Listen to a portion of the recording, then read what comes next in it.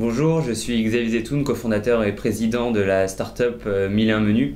1001 Menus, c'est une société qui aide les restaurants à communiquer sur Internet. On facilite la communication des restaurants parisiens et français grâce à un outil très simple pour gérer et diffuser son restaurant sur toutes les plateformes qui existent sur Internet.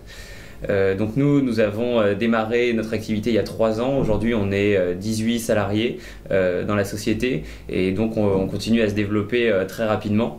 Au démarrage de l'activité, nous avons eu le soutien de PIE et donc nous continuons à innover dans la ville de Paris.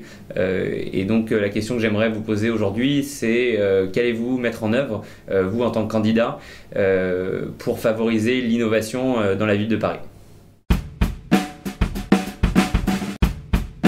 Donc moi, je veux continuer d'abord dans ce qu'on a déjà entrepris, c'est-à-dire la création de 100 000 m², ça a été le cas, de pépinières et d'incubateurs.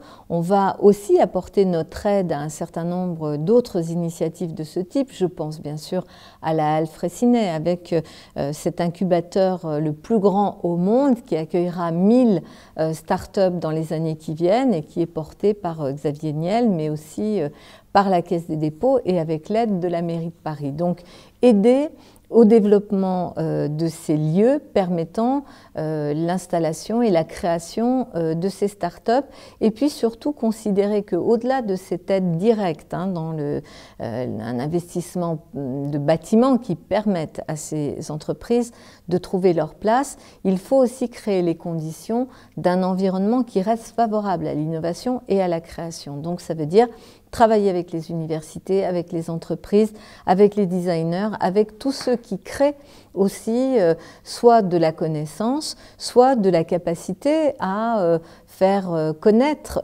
cette connaissance-là et à développer cette activité numérique, cette économie de demain. C'est aussi continuer à faire de Paris une ville dans laquelle la création artistique a toute sa place. J'ai bien vu quand je discute avec des créateurs qui sont passés par plusieurs villes que la dimension artistique, tout ce qui existe sur le plan culturel dans une ville est un élément fondamental de l'écosystème permettant d'attirer et de développer ces entreprises. Au-delà de la création, il faut vraiment maintenant qu'on travaille sur l'accompagnement de ces startups vers le statut de PME. Et là, il y a sans doute à inventer de nouveaux lieux, de nouvelles politiques.